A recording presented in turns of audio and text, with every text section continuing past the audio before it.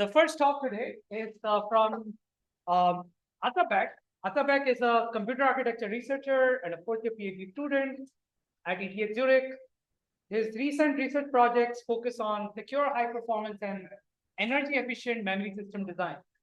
So he's going to tell us about some very interesting Rowhammer effects with variability, temporal variability. So Ataberk, please take it away. Thank you very much for the kind introduction. I'm Ataberk, and I'm very happy to present our work, Variable Read Disturbance, an experimental analysis of temporal variation in DRAM read disturbance. This is a typical DRAM-based computing system with a CPU and a DRAM module with multiple DRAM chips. And each chip contains multiple banks. And in each bank, you have many subarrays. Within each subarray, there is a two-dimensional array of DRAM cells. These cells are organized into rows that are selected using word lines, and these cells are connected to a row buffer via bit lines. To access data in a row, you need to activate the row, and too many repeated activations can lead to read disturbance bit flips. These bit flips have significant system-level implications because they break memory isolation. A prominent example of read disturbance is Rowhammer. Repeatedly activating and closing a DRAM row many times causes Rowhammer bit flips in adjacent rows. And we call the repeatedly activated row the aggressor row, and the rows that have bit flips victim rows. So that's Rowhammer. There's also row press. Row press induces bit flips by keeping the aggressor row open for a very long time. And in extreme cases, it can induce bit flips even with one single activation. Prior works proposed many techniques to mitigate read disturbance bit flips and maintain system robustness and security. Many different techniques here are valuable, as each technique comes with a different reliability, performance, energy, and area trade-off. Regardless, a common operation pattern across these many different solutions is that they take an action before a bit flip manifests. For example, they refresh a victim row. To do so, they must accurately quantify the amount of disturbance a row can withstand before it experiences a bit flip. This is typically quantified by time-intensive testing for read disturbance failures. The read disturbance threshold, or RDT for short, quantifies the amount of read disturbance a row can withstand before it experiences a bit flip. And this metric is typically expressed in terms of an activation count. Now, I will try to illustrate why it's important to accurately identify the read disturbance threshold. The x-axis shows increasing read disturbance threshold values in arbitrary units, and the y-axis shows performance, again, in arbitrary units. This is a curve you would expect to see. As the read disturbance threshold becomes smaller, solutions induce more performance and energy overheads, for example, by more frequently performing time-intensive preventive refresh operations. If you have this ground truth read disturbance threshold value, you want to configure your solution with that exact read disturbance threshold value. Why? Because if you configure it with a higher value, let's say 10,000, you cannot mitigate bit flips, and your system is insecure. And if you're overly conservative, you incur unnecessary performance and energy overheads. So in summary, we must accurately identify the read disturbance threshold to securely prevent bit flips at low overhead. Our work tries to answer a key question about the read disturbance threshold. How accurately and efficiently can we measure the read disturbance threshold of each DRAM row? We record more than 100 million read disturbance threshold measurements across many DRAM rows in many DRAM chips, and we find that the read disturbance threshold of a DRAM row varies significantly and unpredictably over time. The largest read disturbance threshold observed for a DRAM row can be 3.5 times the smallest observed for the same row, and a row's smallest read disturbance threshold value may appear after 94,000-ish measurements. We call this new phenomenon variable read disturbance. Variable read disturbance has implications for system security and robustness because the read disturbance threshold of a row cannot be quickly and accurately identified. Evaluate using guard bands for read disturbance threshold and error correcting codes as a solution for VRD-induced bit flips. And given our limited data set of bit flip locations, we find that relatively large guard bands and ECC could prevent VRD-induced bit flips at performance cost. But we think that more data and analyses are needed to make a definitive conclusion. And our results call for future work in understanding and efficiently mitigating the variable read disturbance phenomenon. So this is the outline for the rest of the talk. I'll continue by motivating our study even further. Read disturbance bit flips happen in more DRAM cells with fewer activations as DRAM technology scales to smaller sizes. We see more than 10 times reduction in the read disturbance threshold between chips manufactured approximately 7 years apart. Thus, DRAM chips become more vulnerable to read disturbance as technology scales. Reducing read disturbance thresholds or worsening read disturbance causes existing mitigations to become more aggressive and in turn induce higher overheads. Moreover, prior works assume that the ground truth read disturbance threshold can be identified. And in our work, we challenge this assumption, and we see that no prior work studies the temporal variation of DRAM read disturbance and its implications for future solutions. Our goal is twofold. First, we would like to answer two research questions.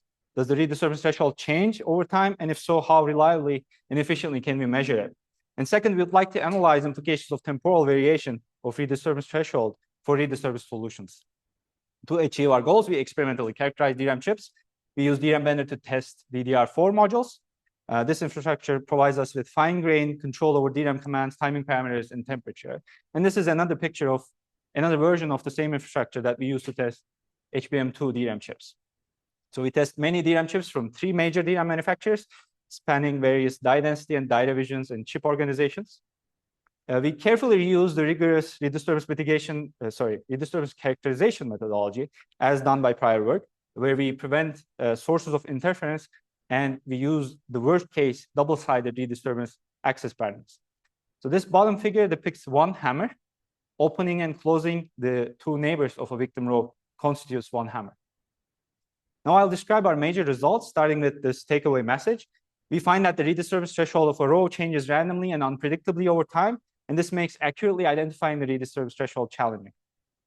We plot the read disturbance threshold values observed over many read disturbance threshold measurements or samples or observations for one DRAM row.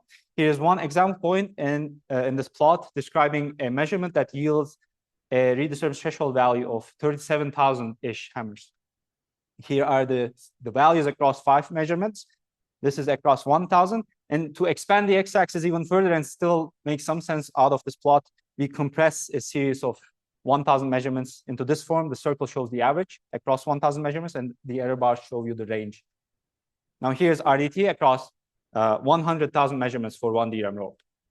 We observe that for this series of read disturbance threshold measurements, the minimum value appears at around 17,000 measurements. And this is a key result that demonstrates the variable read disturbance phenomenon. We also investigate the distribution of the observed RDT values. Here we show a histogram of the values where a bar's height indicates the number of measurements that yield that value shown on the x-axis.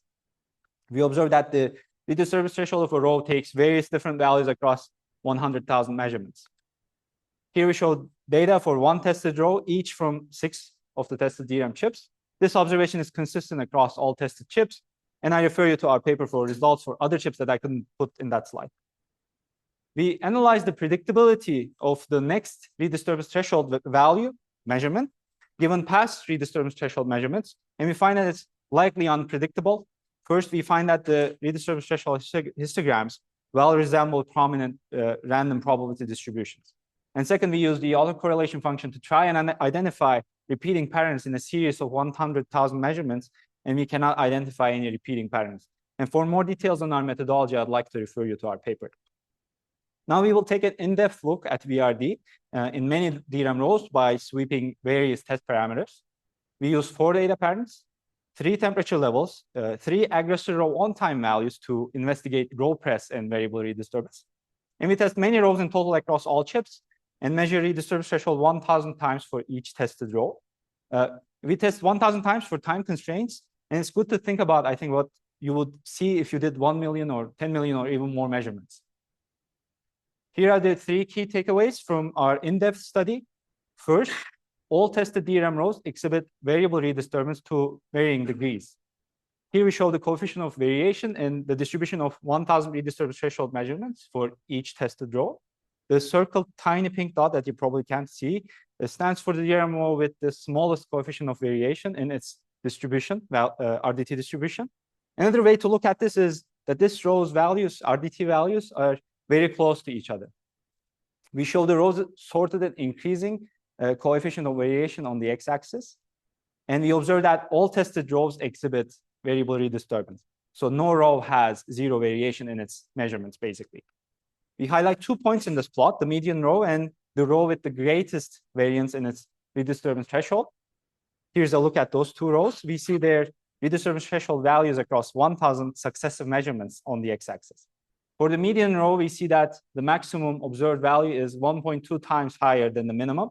And you observe that the variation in the redisturbance threshold can reach a high factor. It's 3.5 times for the row with the greatest RDT variation. Now I'll move on to the second takeaway. Relatively few measurements are unlikely to yield the minimum redisturbance threshold for a row. We try to answer this question with this analysis. How likely is it for us to find the minimum observed redisturbance threshold value across 1,000 measurements using only n measurements where n is smaller than 1,000? We use Monte Carlo simulations and plot the probability of identifying the minimum redisturbance threshold value over varying n for all tested rows. With a single measurement, you don't expect to find the global minimum across 1,000 RDT measurements with a high probability. It's only 0.2%. And we observe that the probability increases with n, and it goes up to 75%, around 75% for the median row, but it does not reach 100%, even with n equals 500 measurements. To gain more insight into VRD's behavior, we devised another metric called the expected value of the minimum redisturbance threshold. And this quantifies how higher of an RDT value you would expect to find with n less than 1,000 measurements. So I'll describe this pictorially. This line depicts the minimum value across 1,000 measurements. And here are 5 random samples from the set of 1,000 measurements and the minimum across those 5 samples. And this metric quantifies basically the distance between the two minimums. We plot the new metric on the y-axis and the probability of finding the minimum redisturbance threshold value on the x-axis. So each point on this plot stands for one row. This point shows you that there is a row where we expect to find a redisturbance threshold value using one measurement that will yield a value that's 3.2-ish times greater than the one we would find if we were to test for 1,000 times.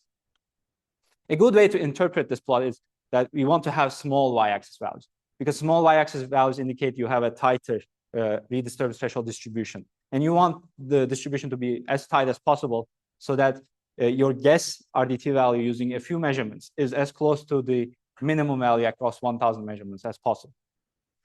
This is the full plot. Now we highlight the rows with smaller than 0.1% probability of finding the minimum redisturbance threshold value. So for these rows, the minimum redisturbance threshold value appears only once in the series of 1,000 measurements. They can have up to 1.9 times expected normalized value of the minimum redisturbance threshold. And we conclude that the minimum threshold value across 1,000 measurements is significantly smaller than the one expected to be found with a single measurement. With increasing n, we expect to identify a redisturbance threshold value that's closer to the minimum value across 1,000 measurements. Finally, data patterns, temperature, and aggressor on time all affect VRD, and you can find detailed analysis in the paper, but I'm not going to cover these details in the presentation.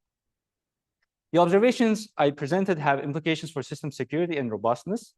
Security guarantees provided by redisturbance solutions rely on an accurately identified redisturbance threshold value. And our results show that accurate identification of redisturbance threshold is extremely challenging. We evaluate a short-term solution, combining a guard band for the redisturbance threshold and error-correcting codes. And given our limited empirical bit flip data set, we show that this combined solution could prevent VRD-induced bit flips at performance cost. And our results call for future work on online redisturbance profiling and runtime configurable redisturbance mitigations. So I'd like to stress an important caveat. The results I hinted to in the previous slide and that I'm going to talk about in the next slides are based on only a limited number of redisturbance threshold measurements. And more measurements could yield worse results. And it's good to think about what millions of or billions of or even more measurements would yield. So that was a summary. I will do a deeper dive by explaining why it's challenging to accurately identify the minimum value, minimum redisturbance threshold. The variation in the redisturbance threshold can reach 3.5 times, and it may not be bounded. The distribution of these values are affected by many parameters, and comprehensive redisturbance threshold testing is time intensive. And measuring the RDT of each row in a bank of 256,000 rows only once can take 39 minutes. In fact, we show that comprehensive redisturbance threshold testing for a DRAM chip can take tens of hours to complete if you want to measure the redisturbance threshold multiple times. I refer you to our paper for more details on that. Now, because it's so time consuming to comprehensively test for redisturbance bit flips, a system designer might measure the value a few times, the redisturbance threshold value, take the minimum across those measurements and apply a guard band to it with the hope of covering a not yet observed minimum redisturbance threshold value. And this plot shows you the probability that n measurements on the x-axis plus the guard bands shown above will cover that minimum value across 1,000 measurements. So we show both the average value across all tested rows and the minimum across all tested rows. Minimums are bars, averages are circles. And what that pink bar means is that there is a row where you don't expect to find the minimum redisturbance threshold across 1,000 measurements with 100% probability, even when you use 500 measurements. And here's the full plot. From here, we observe that a large guard band does not guarantee that the minimum redisturbance threshold is always identified, and conclude that guard bands alone are likely not effective. Moreover, large guard bands can introduce significant performance overhead, and thereby we don't recommend relying solely on guard bands. We evaluate error correcting codes as a complementary technique to using a guard band for redisturbance threshold. And the plot shows you a histogram of the number of unique bit flips in a row when we use a 10% guard band and repeatedly test for redisturbance threshold, redisturbance bit flips. The bit flip rate we observe suggests that widely used error correcting code combined with 10% guard band for the redisturbance threshold is likely unsafe, depending on how the bit flips are located. However, guard bands greater than 20% yield only one unique bit flip in a row. And the bit flip patterns we observe could be prevented with larger than or equal to 20% guard band combined with widely used ECC schemes. But I think we need more detailed analysis, likely following a large-scale study, to make a definitive conclusion about the effectiveness of guard bands and ECC. There are many more things in the paper that I cannot talk about now, and in the interest of time, I will refer you to the paper for those details. I'll quickly conclude. So we demonstrate variable redisturbance, showing that the redisturbance threshold of a row changes unpredictably over time. We show VRD's interesting characteristics through detailed experimental characterization. VRD has implications for system robustness and security. Thus, we evaluate short-term solutions for VRD-induced bit flips. And given our limited bits of data set, relatively large guard bands combined with ECC could prevent VRD-induced bit flips. We call for future work on efficient solutions for VRD and future work that will develop our understanding of the inner workings of the variable redisturbance phenomenon. An extended version of our conference paper is available on arXiv, and that's all. I'm happy to take your questions. Thank you.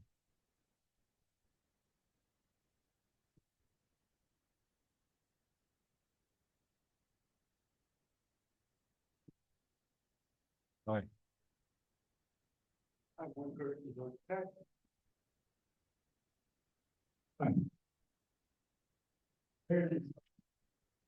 Thank you.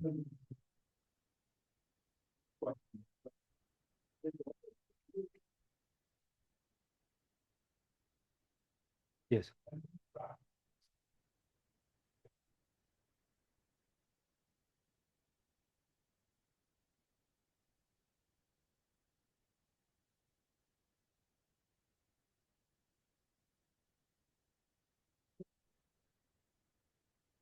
That's a good question. I think answering it very well will require another maybe research project, basically. But I would say that VRD makes things more complicated regardless, because even if you could identify that row with the worst sort of redisturbance threshold value, these results might mean that that row is not always the minimum, like does not always have the minimum threshold. So you need to keep searching for this minimum value across all of the rows, because there's no pattern, identifiable pattern to the redisturbance vulnerability across rows as well. So that's randomly distributed according to our previous experimental results. Seems to be also randomly distributed. That's my short answer.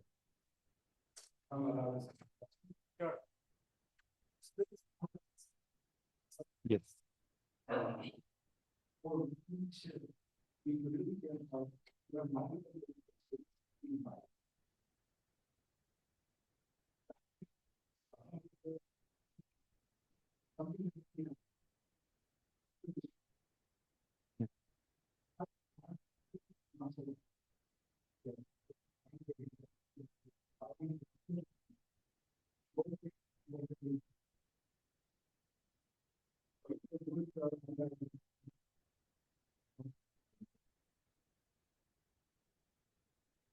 Well, I would say so. I mean, if you have a secure defense mechanism, if you configure it with the right redisturbance threshold value, and if you have online HPCA as I think you're maybe halfway or more there.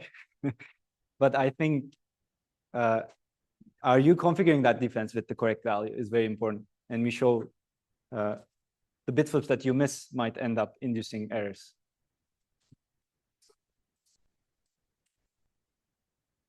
Yes. Yes. Thank you.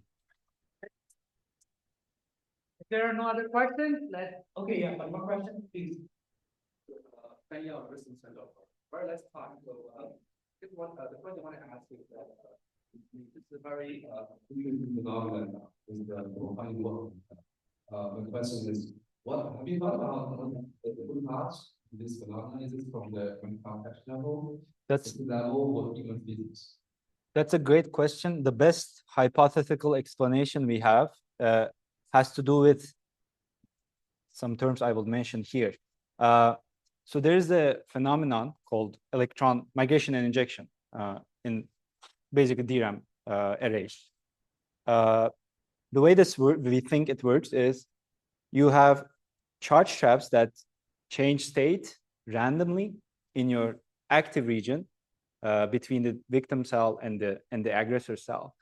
And depending on the state of those charge traps, the leakage rate, I will use the word leakage rate, but the amount of disturbance one activation induces changes over time. We think this is the best explanation, but I think we need more device level work to explain this phenomenon even better. And we're definitely like calling for, I think, future work in this area. Thanks. let's thank our Thank you.